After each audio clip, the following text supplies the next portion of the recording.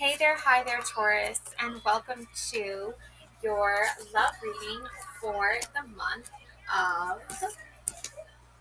September.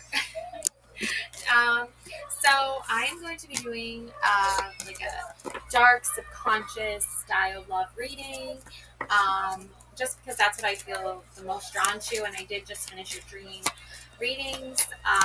So I think subconscious love is an interesting topic of conversation. So I'm going to be starting with this Darkwood Tarot deck. Okay, and the reading is going to be basically seeing what the deadly problem is. Okay, this is a deadly problem spread. Because in love, there's, what brings you to questioning everything if there isn't like some kind of problem, right? And it can seem deadly, overwhelming.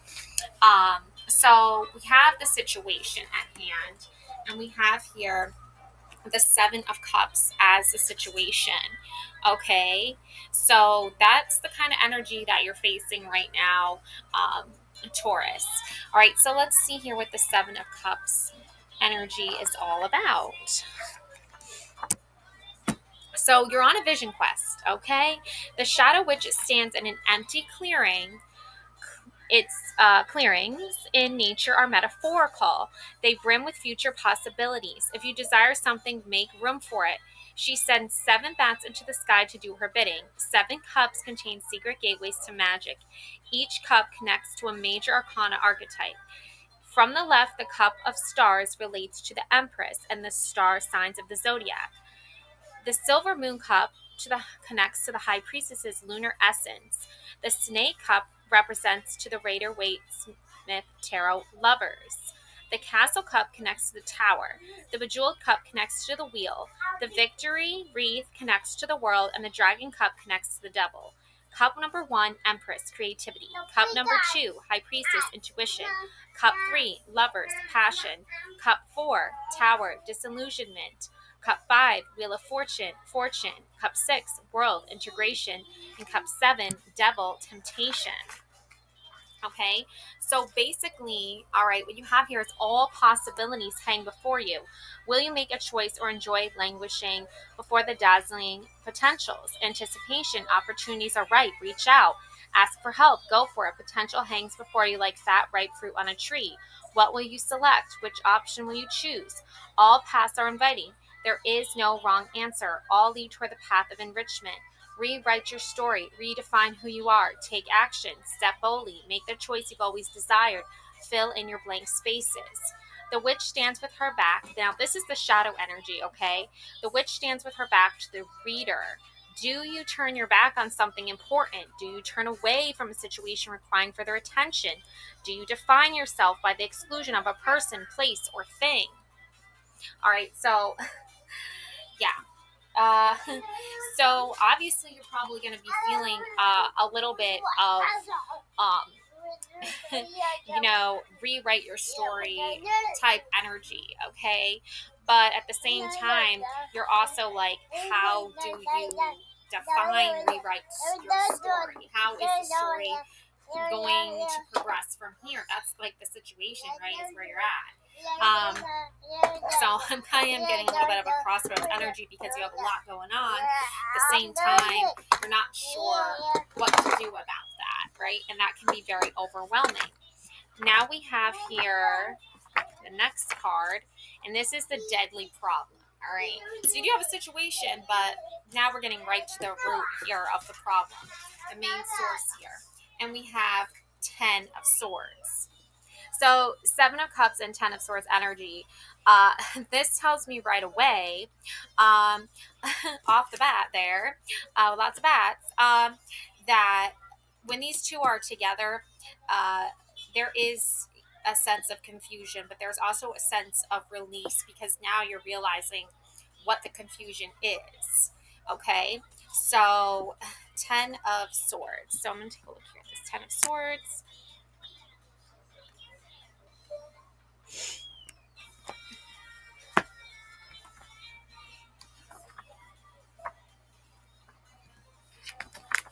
So the Ten of Swords is the death of the ego, basically, okay?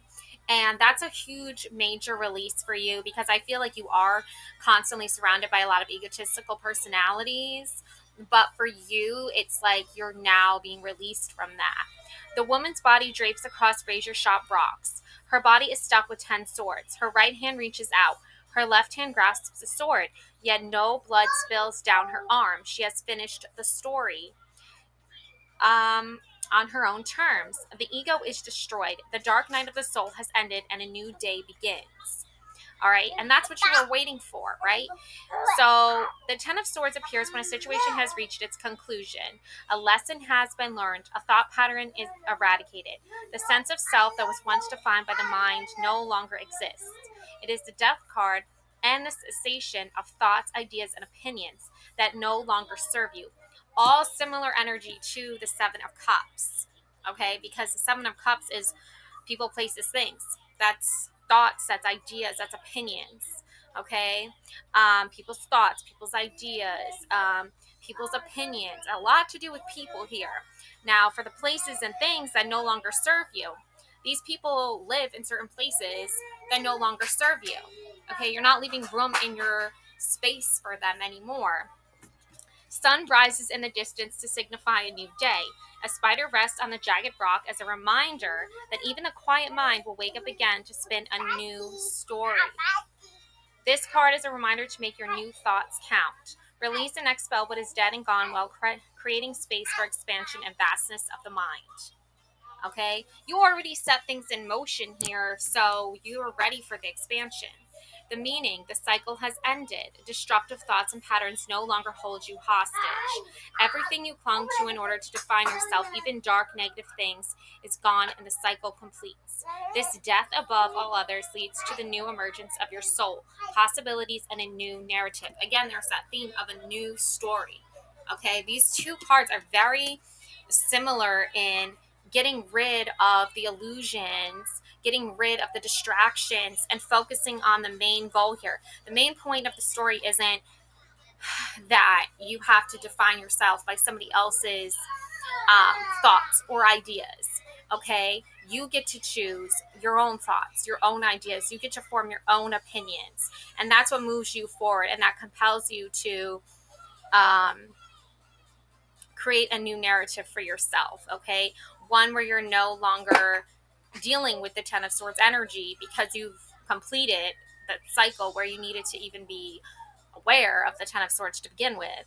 Now, come out of the death pose, okay? Face the light, stand up tall, engage in positive self care and nurturing activities. This is what you're doing at this time. Stay attuned to your responsibilities. New opportunities are waiting for you. This time around, you get to control the narrative, okay? And the reason for that is because you have these seven energies in each cup, and you're like, you're aware of it. You're aware of the Empress energy. You're aware of the High Priestess energy. Okay, you're aware of the Lover's energy, for example. This is a lover's this is a lover's reading, I guess. So let's see here what the solution is. Oh, yes, the moon. Perfect. Okay, time for the moon energy. Okay, we have an eclipse happening very soon. I myself was having like a dream about an eclipse and like seeing the planet Jupiter and like all this like cool planetary stuff was happening. So a lot of things are coming into an alignment for you at this time, Taurus. Okay, and I feel like a lot of what this symbolizes is love for you.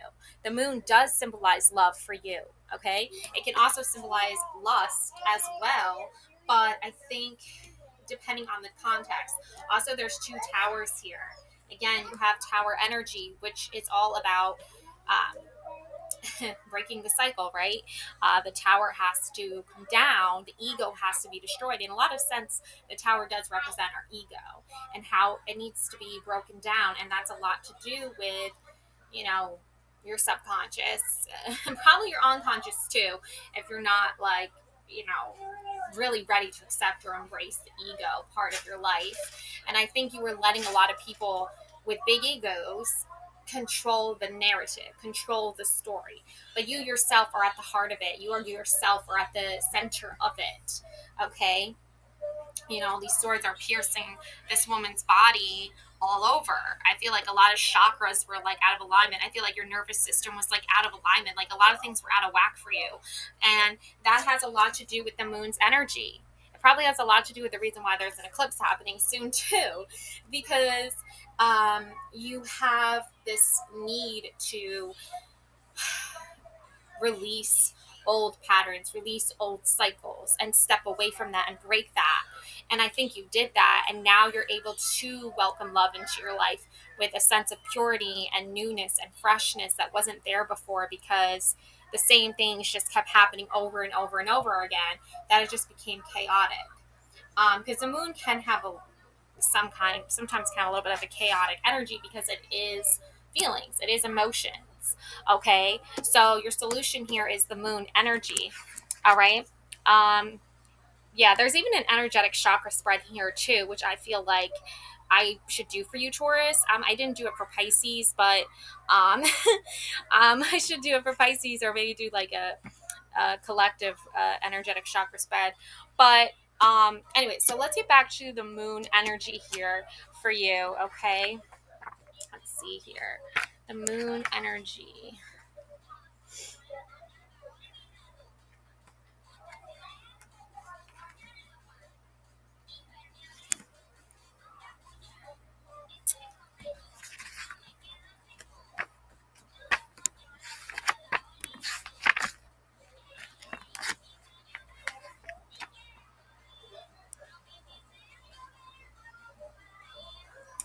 Okay, so the moon. So this is the archetype of mystery, okay? And there's a lot of mystery, Taurus, okay, with this love connection, okay? You're not sure where it's actually leading to, okay? I feel like that's, again, the Seven of Cups. You have many options in front of you, but you're not sure exactly which direction uh, things are going in from there. So portents are seen in the mind's eye and felt in the body, okay? A full moon rises. I think that might have been supposed to be potents, but anyway, portents. A full moon rises, it outshines all celestial objects. The shadow witch feels a stirring deep within her. A body rises from the waters as if the moon were a magnet, birthing a fully formed woman from the murky depths. The moon reflects new possibility rising from your subconscious to fill the space you have created. The moon is odd and unfamiliar. It is something new taking form. The moon is uncanny, mysterious, psychic, and dangerous because original creations are like rarely familiar. um, it can be downright frightening and scary to encounter something you can't identify. This is why the things we desire often frighten us. Okay, new possibilities, new ways of being draw unfamiliar responses from us. The moon card gently lets us know we can support what is rising. The time is at hand. This is the birth of what always existed within. The subconscious communicates directly with your highest consciousness. There is no interference. This urge, desire, a new way can rise through the moon's reflected light. Sacred imagination is activated. Visions of future portents are seen in the mind's eye and felt in the body. Okay. Um, the lady rises from her lunar subconscious, all right? Depths as the pregnant moon rises in the night sky. Two wolves howl, reflecting our animal instincts. Dual Gothic towers foreshadow the evolution of what is to come, what will be built. A path leads from the water and a descent to a mountain. This is the path of completion. What rises is sure to become real. All right, meaning dreams, nighttime, psychic activity, and the paranormal. An idea, thought, or thing inside your subconscious is ready to rise and be seen. Imagination, visions, dark magic, mania, deception. Now that's the shadow stuff, okay? Mania, deception, and mental illness, crossing the line into madness, unable to find the line between sanity and insanity, blurred vision, entrapment, obscuring the truth, blaming our circumstances for inner turmoil. Yeah.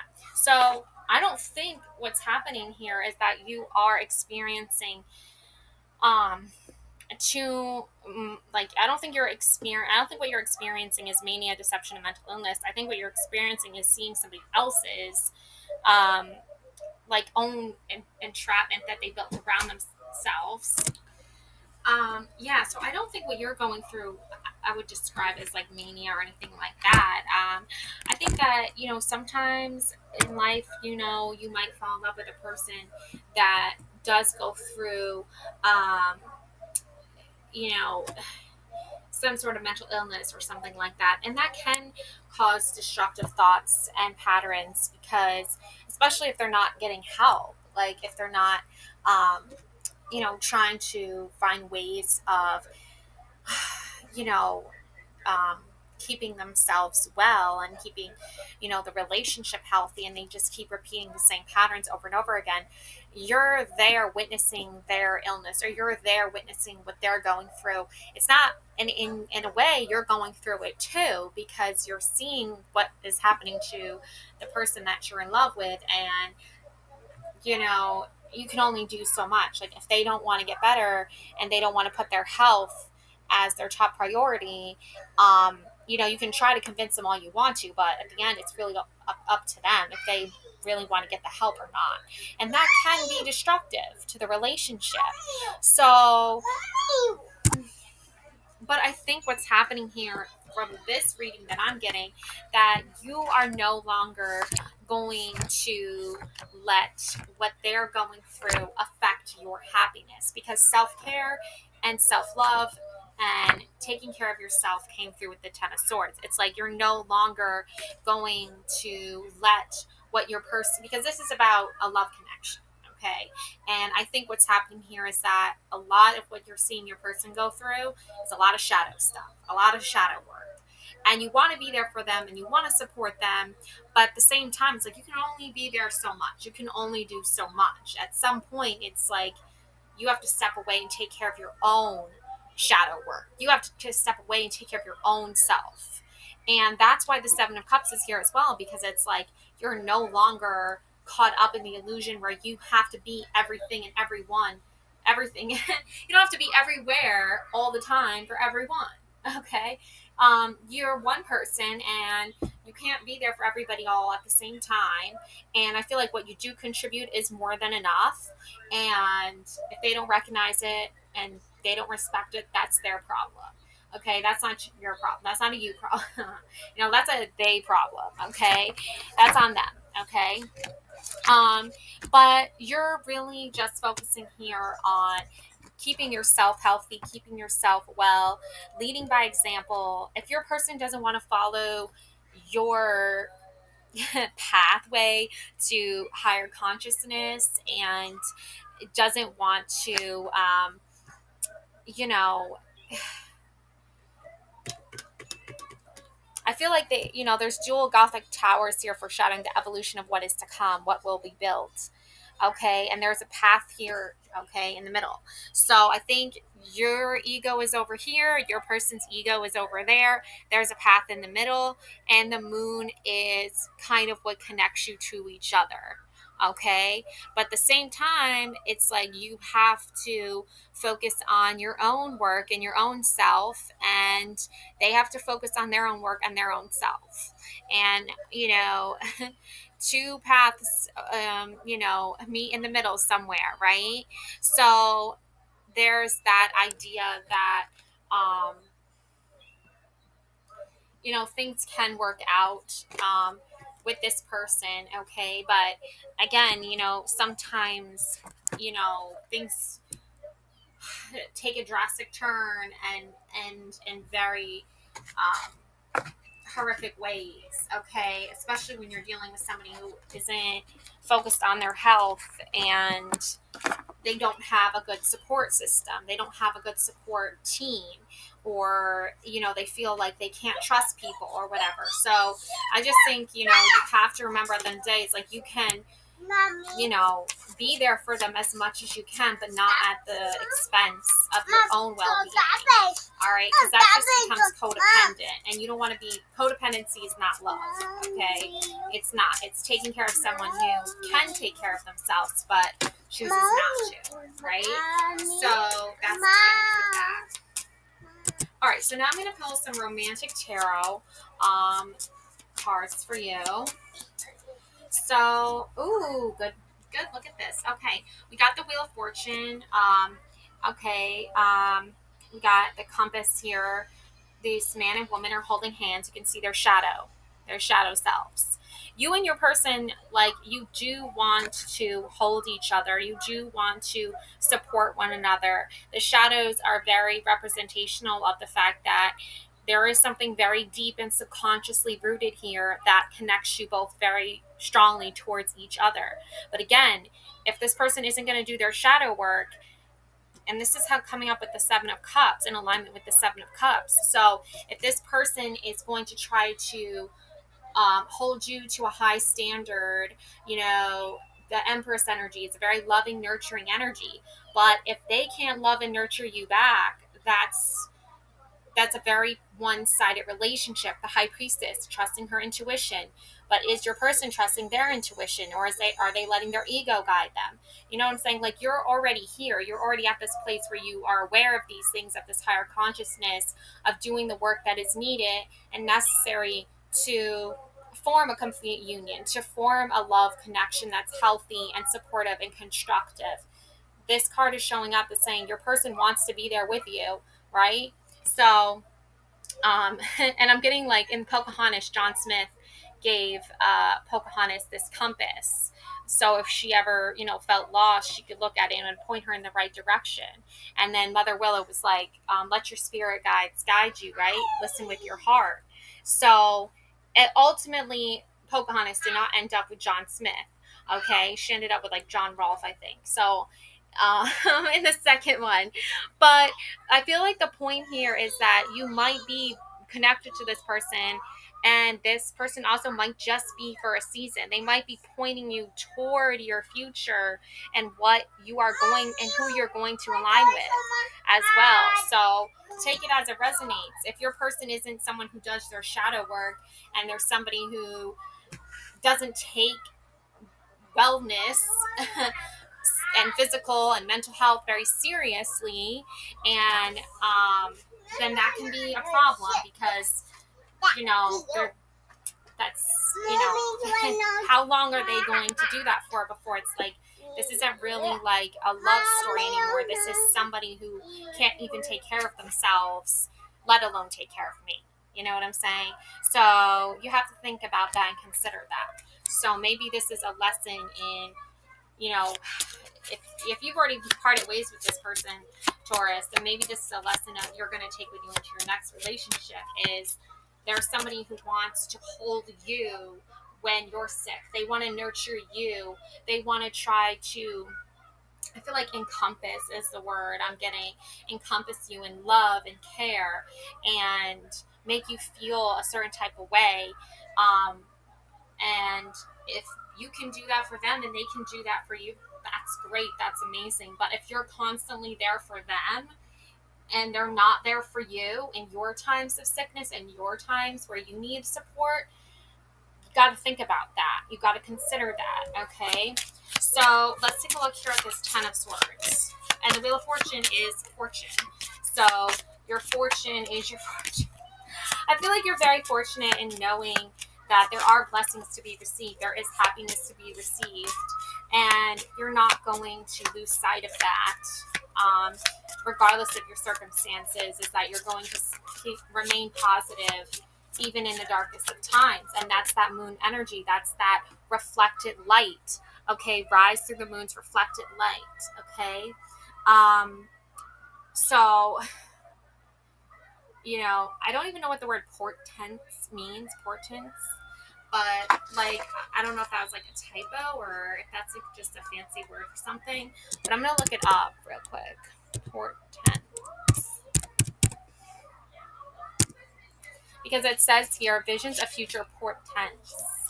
A sign or warning that something, especially something momentous or calamitous, is likely to happen.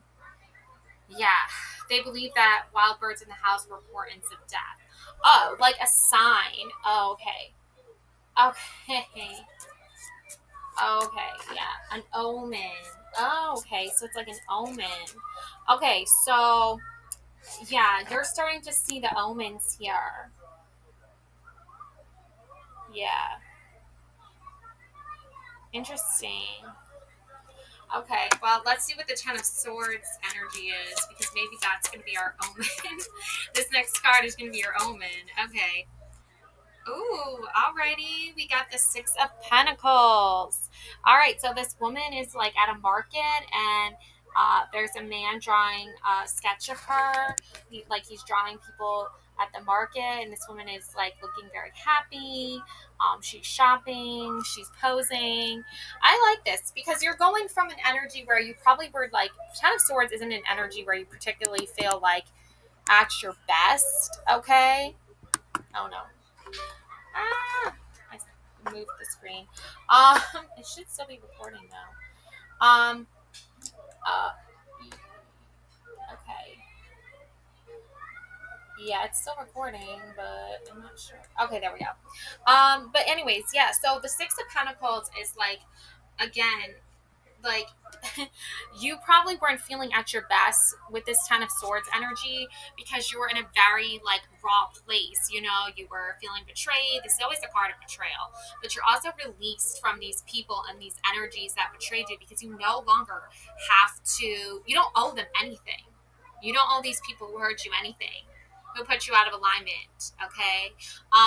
So you're in the daylight in the marketplace, you know, going shopping, you know, going to the grocery store. That's like a typical normal routine thing that hundreds of thousands of millions of people do every day. They go shopping, they buy groceries, right? So seeing this woman at the marketplace, you know, in her element, just buying some groceries, you know, and then, you know, this man who's an artist like stops and says, hey, can I take a, well, not a picture of you, obviously that would be weird, but can I draw for you, right? And in this olden era, okay, in this romantic era, artists would put their like um, stuff up, their art supplies up, and they would ask people to like just, you know, give them a little bit of money just to draw a sketch of them. And this probably makes this woman feel noticed. I'm getting feeling noticed, feeling appreciated, okay? um Feeling like she's not just one in a million, okay? She's not just some random woman at the marketplace, which I'm sure a lot of people feel, right? They don't feel, you don't really feel like you stand out, right? You just feel like you're another person just going to the store another day, just doing, you know, that's what people do. But this artist saying, wait, can I take it? Can I draw a picture of you, right? Um, and I feel like that's for you is what you're looking for. It's like you want to be noticed.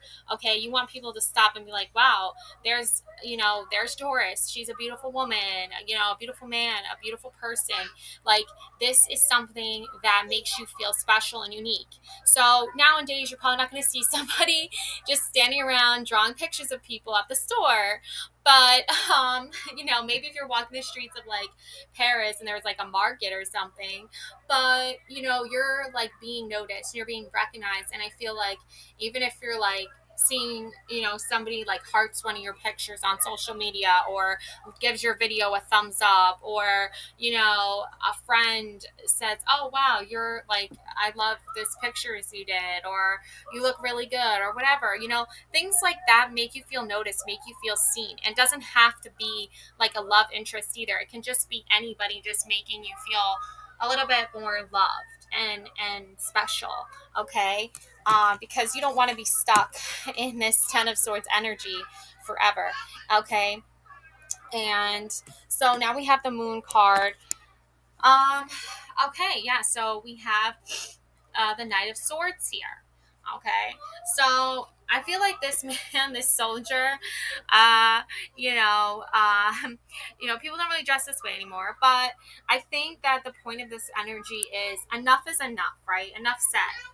All right, it's like you're not gonna deal with the illusions anymore of grandeur that this person promises you. Like they promise you the moon, right? Like, you know, that's a saying that people like men might make to you or have made to you, like, I promise you the moon, right? I promise you the moon, right? That's a huge gesture of like, I promise you love and all that stuff. But remember, if they're not if their words are just words and they're not delivering on the action part, the this is an action card, okay? This isn't just, oh, I said something and I hope it resonates, whatever. This is action. This is like putting things into action. You actually have to go through with it. You actually have to do it. All right. And I feel like this person could be somebody that doesn't really follow through, but you're looking for somebody that does.